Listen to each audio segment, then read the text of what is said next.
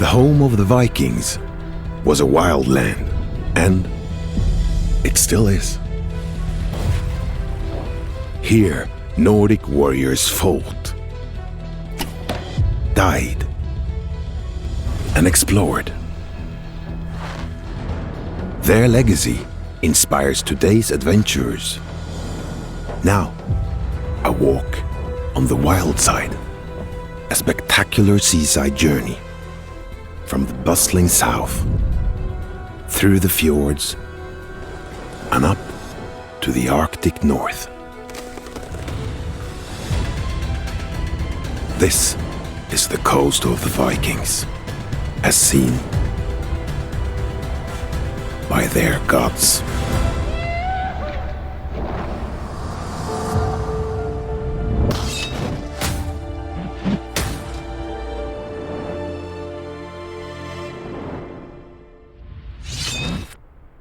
The higher you go, the colder it gets. That makes the frozen mountaintops of Norway a tough place to eke out a living. Few creatures even try. But one prefers life with a chill in the air.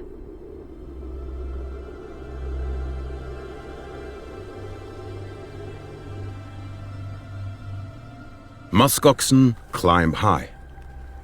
They're more closely related to mountain goats than cows. And up here, the wind whips the snow away from the grass and lichen below. It may look like slim pickings for an animal that can weigh 800 pounds. But this is how they've survived for more than 10,000 years.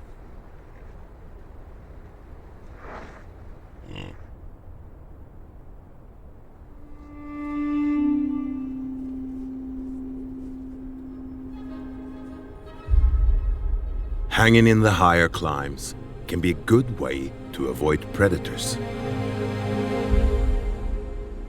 At least until the big thaw that comes with summer.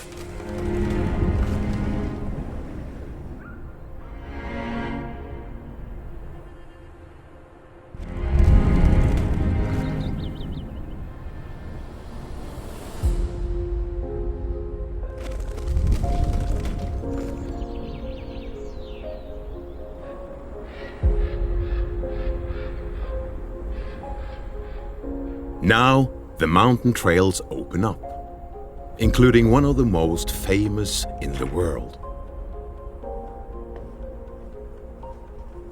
This path seems barely worn, but every year some 300,000 hikers make this pilgrimage.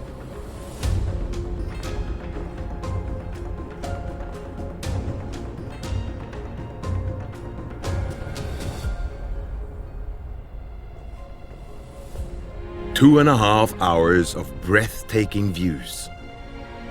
But it's the destination that makes this trek so special.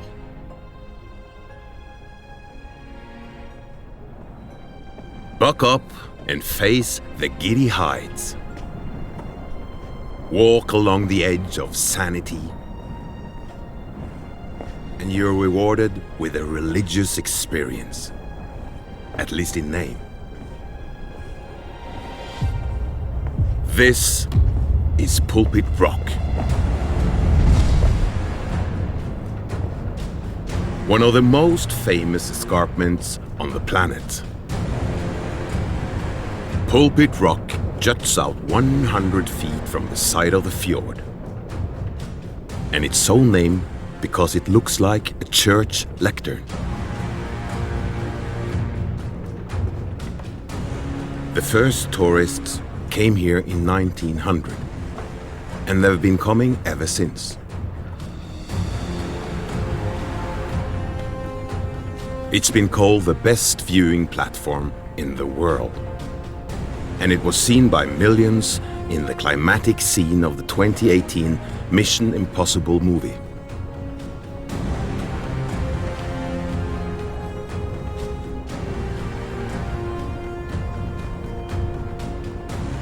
Now, it's more popular than ever.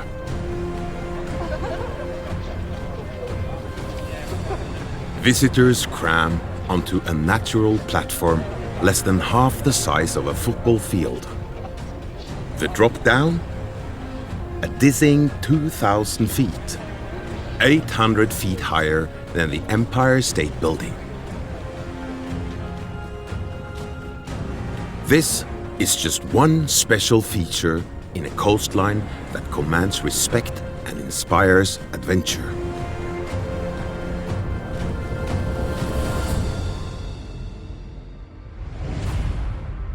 From the capital of Oslo in the south, Norway's coastline heads southwest and then swings north, past Pulpit Rock, and 1,650 miles to Lofoten in the Arctic Circle. This was the farthest outpost for the Vikings who once ruled this land. Much of this Viking coastline is dwarfed by steep cliffs.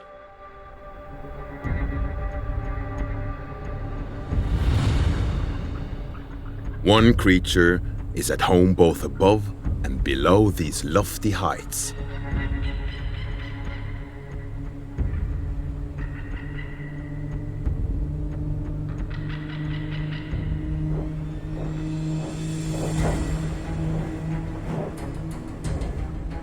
The white-tailed eagle is one of the largest birds of prey on Earth.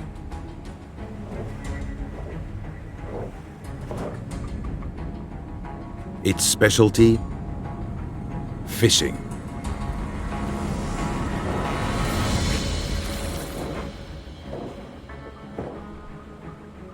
Norway has the highest density of white-tailed eagles in the world.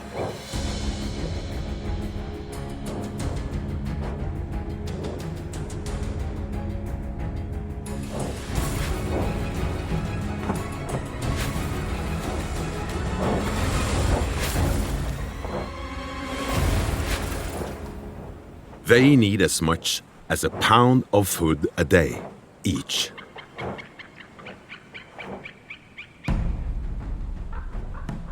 It gets competitive.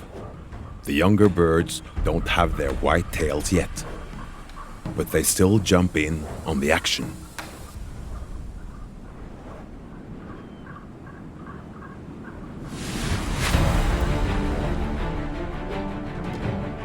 It's a good grab. But waiting in the wings, a challenger.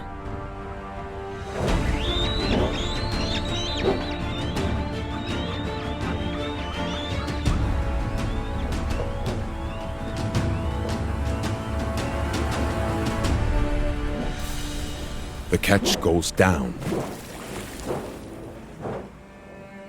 and the challenger sees it first.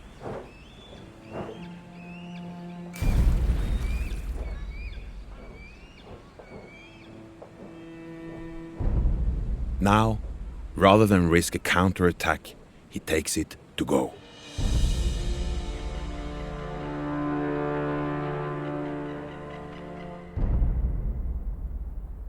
Eagles on the Viking coast inspire some daredevils. The humans just need to start a little higher. A group of hikers climbs to the top of the Fjords cliffs, and they have no intention of climbing down. They're on a mission to base jump. There are 70 or so such athletes in Norway, including world champions. For them, Fjords is a mecca. It towers above the surrounding peaks more than 3,500 feet high. For thrill seekers like Carlos Montanero Mora, base jumping is the ultimate expression of the Viking spirit. The soul of base jumping is freedom and nature. Being able to take control of your own life, make your own decisions, and try new stuff. I couldn't imagine myself here 11 years ago, before I started skydiving. You assess all the time, okay, am I ready for this? Have I done enough research?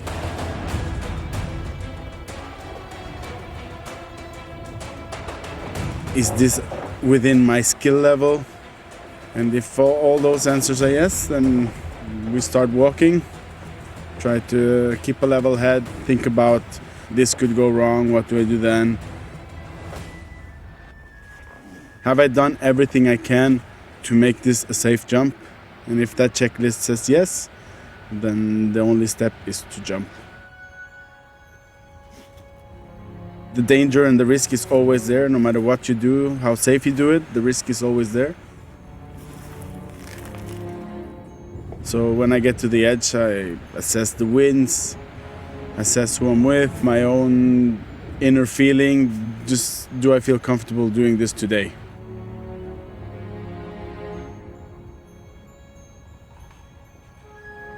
Right before the exit, you're at your most concentrated and scared, a good balance of both.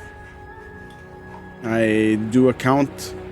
It kind of sets my mind into what I'm about to do. Once I count down, it's set in stone, and then it's full focus on what's coming ahead. You're taking a big risk, but you have done the homework, so in theory it should work.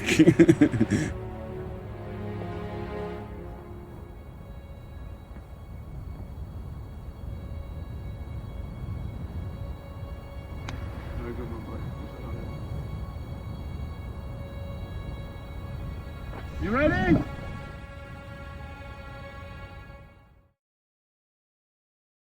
Three, two, one, see ya!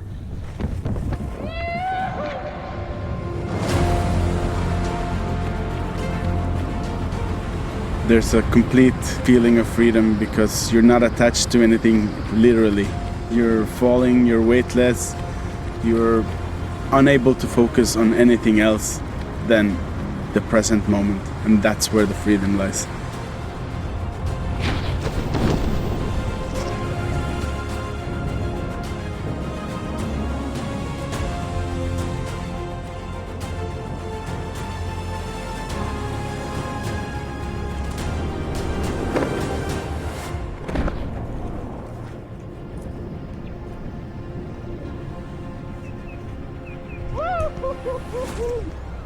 These adventurers are not alone. Records kept since 1994 log more than 50,000 jumps along the Viking Coast.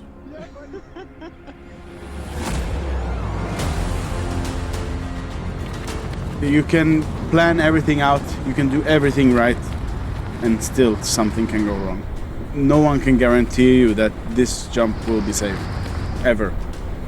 Even the best have died doing what they know, and we have all lost friends. That's the randomness and freedom of it, that you cannot control it, no matter who you are or what you do. But you have a little moment of, okay, I've pulled.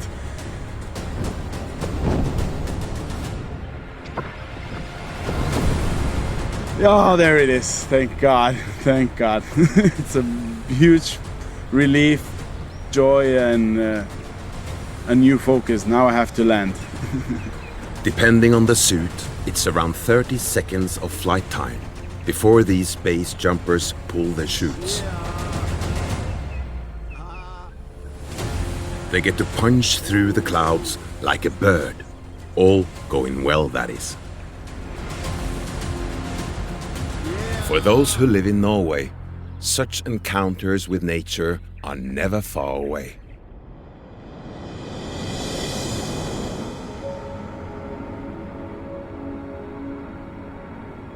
Travel 60 miles up the Oslo Fjord, past 40 or so islands, and you reach one of the most remarkable capital cities in the world.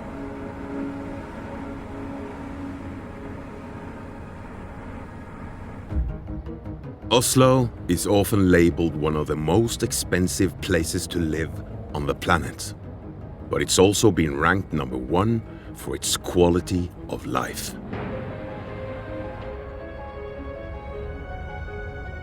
Fewer than 700,000 people live here. Yet, it's a world center and the home of the Nobel Peace Prize. It's a bustling city, but more than 2/3 of its space is dedicated to waterways and forests. It is therefore a capital and a springboard into nature. From here, you can jump into the wide open wilderness of the north, or the wide open waters of the coast, and get a taste of the adventurous Viking spirit. Not far out of Oslo, signs of Norway's rich past. On the banks, mounds of dirt hide incredible treasures. This is Borre Mound Cemetery, and these piles cover the most extensive collection of kings' graves in Scandinavia.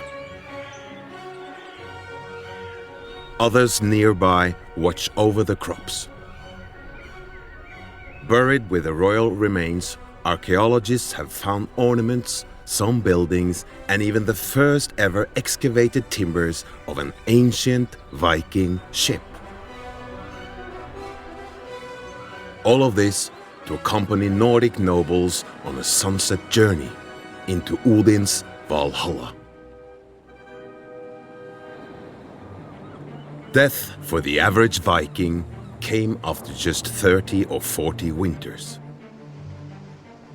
Head out of the Oslo Fjord and follow the coast southwest and around for 325 miles.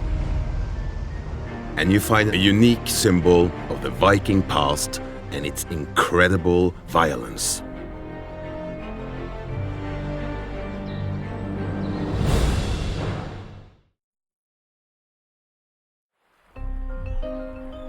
Near Norway's southwesterly-most point, this. Three bronze swords stand 33 feet tall, planted into solid granite. They commemorate a historic and bloody naval battle.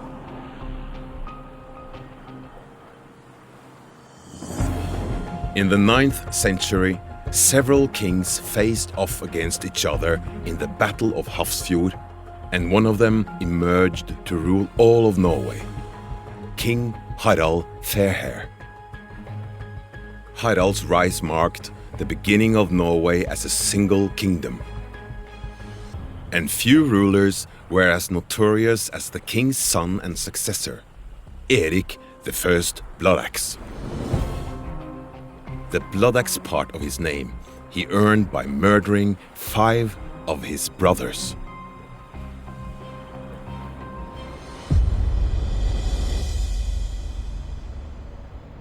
Now one kingdom, the country needed a name, and they found it in an inland sea just a little farther north up Karmsundet Strait.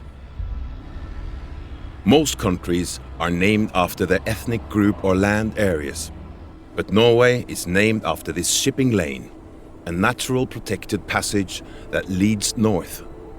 It's the North Way, or Norway.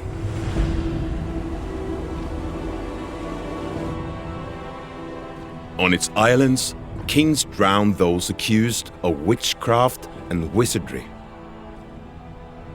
And in Avaldsnes, King Harald made his royal home. Today, it's mostly farmland and ruins.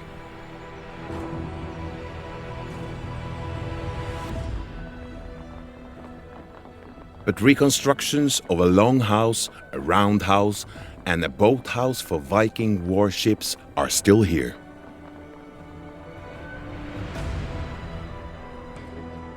These Norwegians are part of an archaeological study, trying to uncover the ways Vikings used weapons and tools, as well as how they prepared timber and made buildings and ships, and honed their battle skills.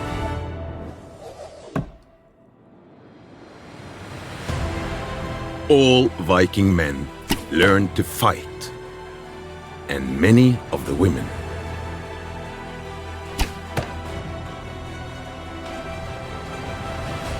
Viking power came from these battle skills and the ability to build boats and navigate. And of those, navigation may have been the greatest challenge. Draw a straight line along Norway's sea border and it'll measure 1,650 miles. But when you add in every island, bay and fjord, the actual coastline is nearly 10 times that distance.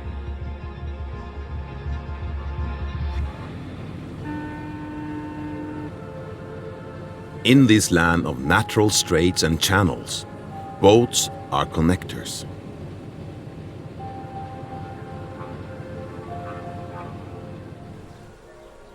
Through the fjords, vessels are dwarfed by cascading waterfalls and impassable cliffs. That's why the waterways have been used like highways for hundreds of years.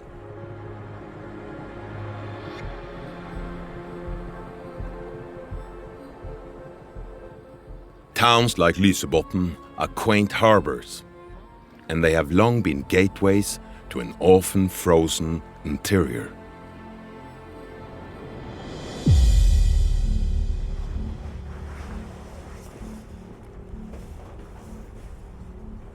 Norway's southernmost glaciers lie in Folgefonna National Park.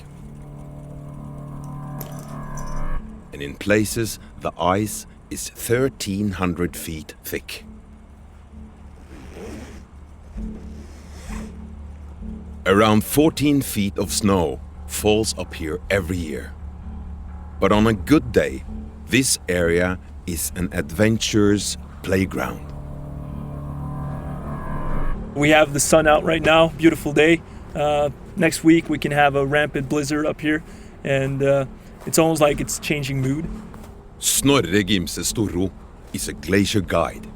For him, the chilled heights and perilous cracks are part of the thrill. It's all about knowing what's going on. You just have to be patient with it. You have to work with it. You have to try to be nice with it and respect it. The glacier can be a treacherous place.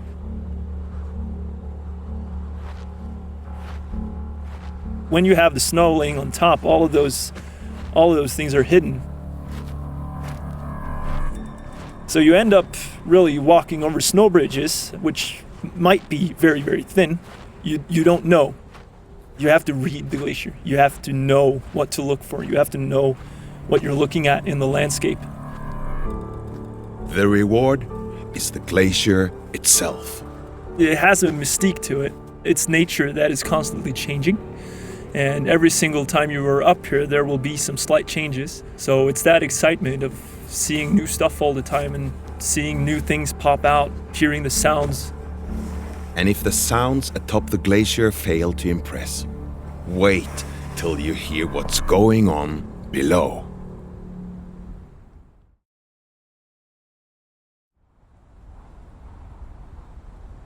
On the surface of Norway's glaciers, the sound fluctuates between eerie silence and icy winds.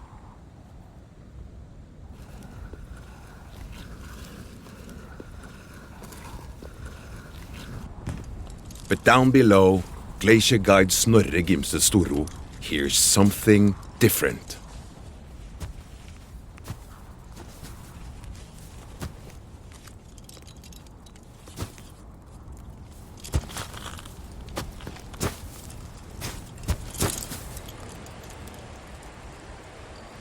Melting ice streams through the cracks. You can't see it, but you can hear it changing the glacier from the inside out. The ice, of course, is thousands of years old, but that crevasse that you're in wasn't similar last year. It wasn't similar last week. You're always seeing something new. While Snorre climbs up and out, the water from melting ice streams in and down. It finally finds fresh air as it leaves the glacier and feeds the valleys and villages below.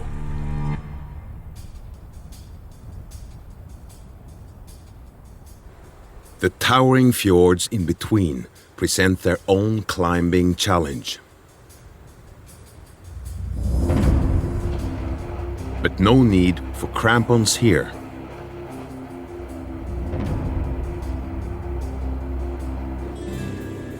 The Flom Railway cuts through this landscape and climbs 2,840 feet in only 12 miles.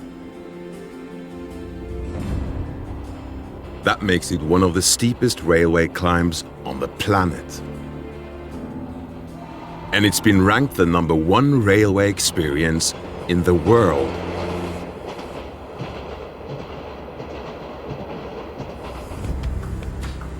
Since 1940, the train from Flom has taken passengers past free-flowing rivers, up mountains, and by bursting cascades.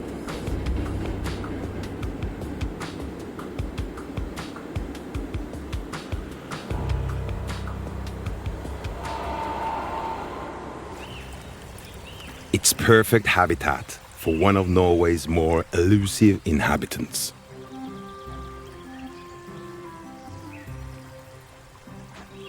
The Eurasian otter is built for the Viking Coast. Its double-layered coat has a coarse outer fur. It's waterproof to protect it from the cold.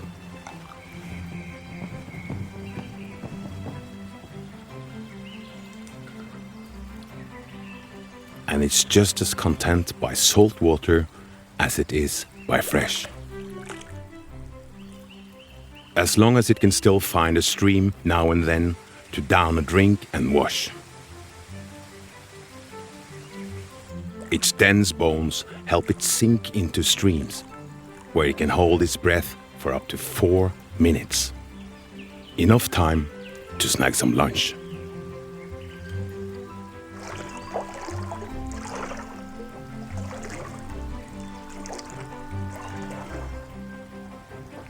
And when otters are not hunting, it's playtime.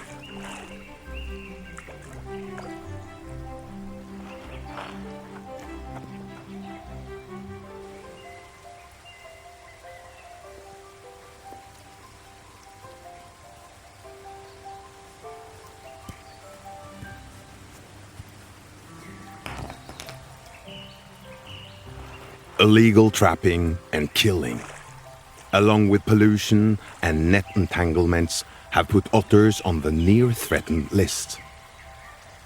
But they can still be seen by those who take to the water quietly.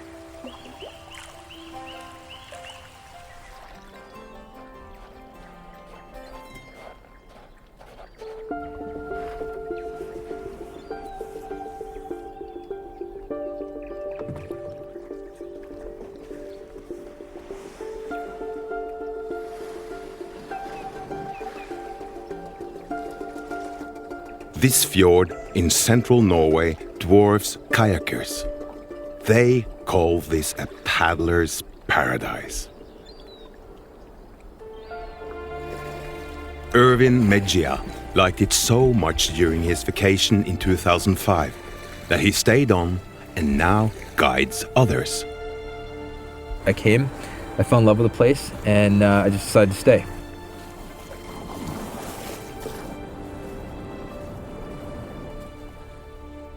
It's just too much to absorb all at once. Extreme landscape, very nice people, just beautiful place. Some of the views that we get to see around here are not only dramatic, but sometimes going into another world. Coming into the fjords, you are stepping back in time. And as you're coming in, it just narrows down a little bit, and then you actually realize how small you really are, because the sheer walls around you it seems like they're closing in on you. By definition, A fjord is a long, deep inlet surrounded by cliffs. This one is 10 miles long. At its narrowest, it's only a few hundred yards across. The walls plunge another 1,700 feet beneath the sea and rise up 4,600 feet.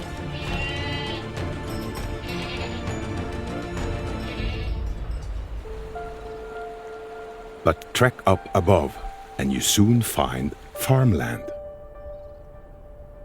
The majority of Vikings were farmers. They made the most of the land around them. You're starting off a hike, and where it starts off somewhat steep, not so steep, and then it starts turning into sheer steepness, still hikeable without having to climb. And then all of a sudden you just are rewarded with this just wonderful view. It's almost like a dream.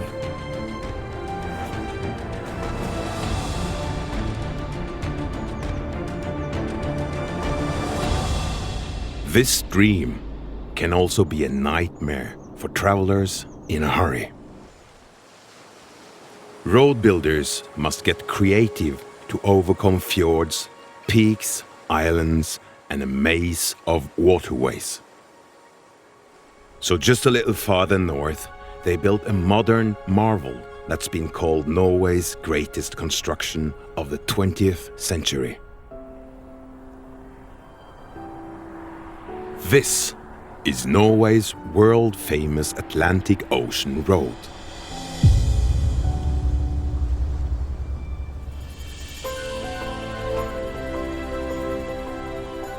It's only 5 miles long, but it took 6 years to build. It winds and arches like a great serpent across 12 bridges and juts out over the ocean. So close that on a windy day, cars get hit by sea spray. That's not a problem for another bridge about 350 miles further up the coast. This one sits 135 feet above the sea. It's famous for what dances beneath.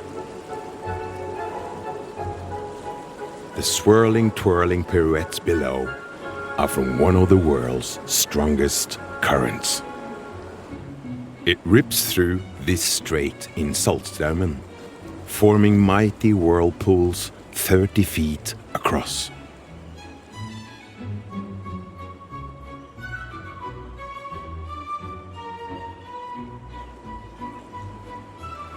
It's been clocked at a speed of 23 miles an hour, nearly as fast as a galloping horse.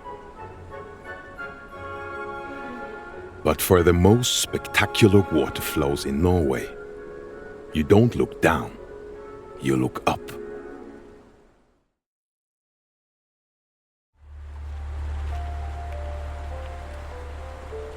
Water courses through the veins of the Viking Coast. It shapes the land in spectacular ways. These glaciers began their carving out of Norway's fjords and deep valleys about 20,000 years ago. Now rain, ice, and snowmelt are finishing the job.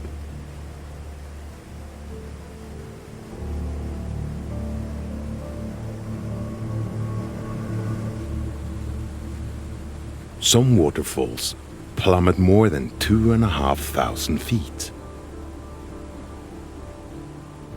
10 of the world's tallest 30 waterfalls are in Norway. Some may look like a trickle compared to the towering cliffs around them, but others fan out, as legend says, like cascading locks of hair.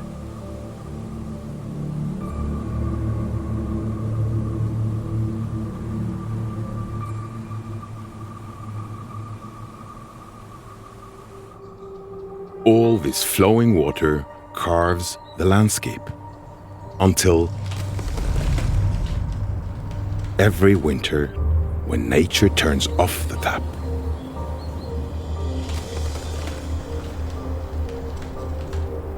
And everything grinds to a halt.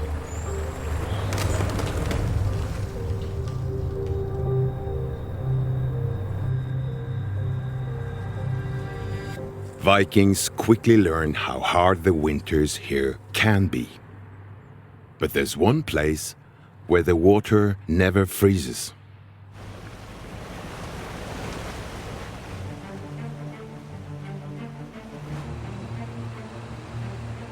When the snow caresses the sea in far north Lofoten, it's time to go fishing.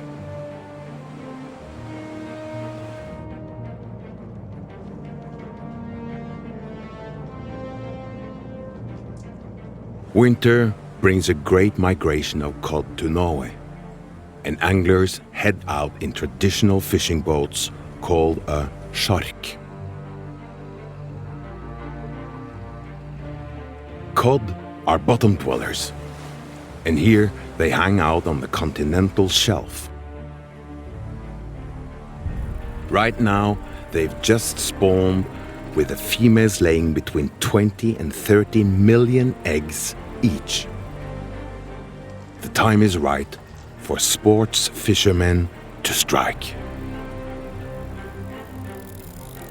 It's hard, cold work, done with rod and reel. But the rewards are usually worth the effort. In this case, a cod weighing nearly 30 pounds.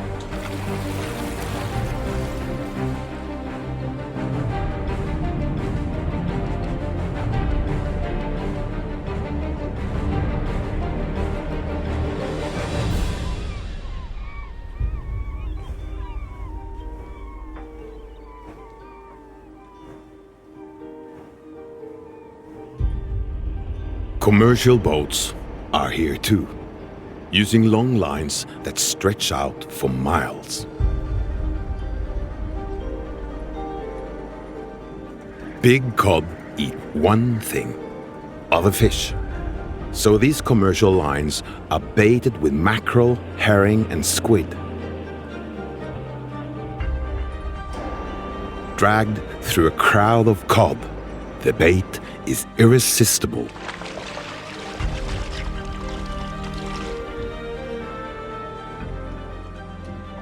Cod from Lofoten has its own name, referred to the world over as skrei, and they catch nearly 500,000 tons of skrei every year.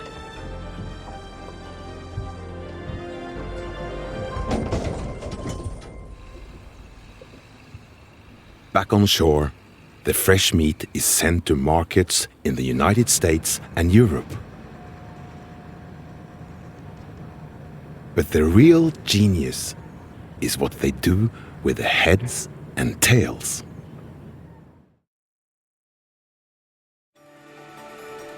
Fishermen in Norway's far north use their Arctic climate as a free form of freeze-drying. Giant drying racks for fish have been used since the Viking days. They hang the fish up for 3 or 4 months, and the cold, dry air does the rest. The result is stockfish that will last without refrigeration. For nearly 1,000 years, stockfish has been a major Norwegian export. It helped build the nation.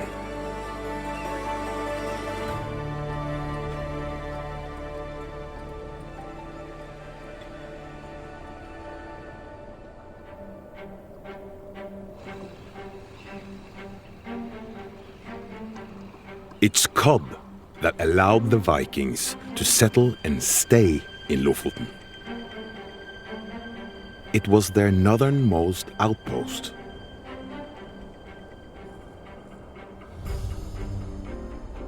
The stunning cliffs and seaside fishing villages, all caked in snow, mask one of Lofoten's best-kept secrets.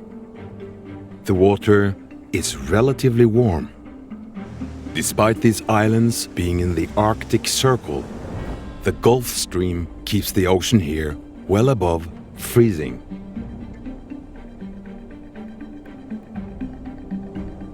The towns of the Lofoten Islands support around 24,000 people.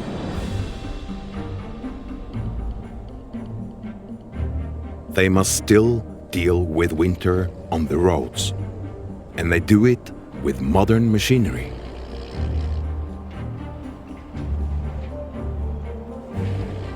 It can be hazardous work during midwinter when Lofoten has a full month of night.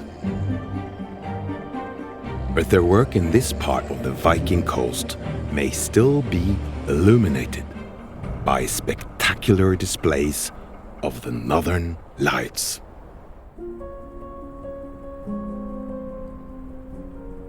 Aurora Borealis. The dazzling green shimmer of the Northern Lights is created by charged particles from the sun. They are drawn to the poles by the Earth's magnetic field, and now they collide with gas particles in our upper atmosphere. It's all happening 60 miles up, making a great spectacle for those on Earth and in space.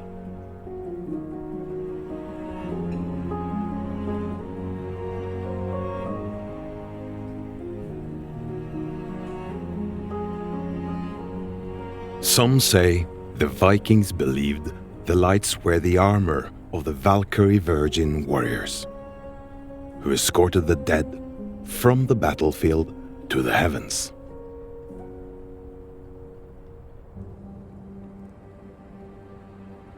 Beneath these northern lights is where the Vikings of Lofoten built some of their most impressive dwellings, giant long houses. This life-sized replica of a longhouse in Borg is nearly 300 feet long.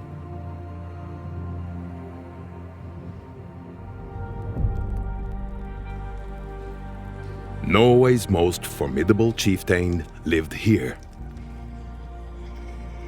The area's natural resources made him a powerful leader, and there was no one to the north to compete. No Vikings settled further into the Arctic than this. It was the end of the road. And eventually, the Viking way of life itself ended. Christianity replaced the war-loving gods of Norway. And slowly, the Vikings moved from raiding and fighting to farming and fishing. The last of the Viking monarchs was killed in a raid in England in the year 1066.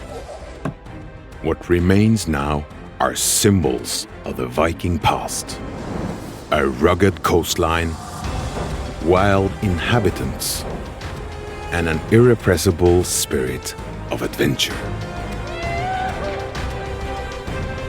The Vikings may be gone, but the incredible Viking coast will honor them forever.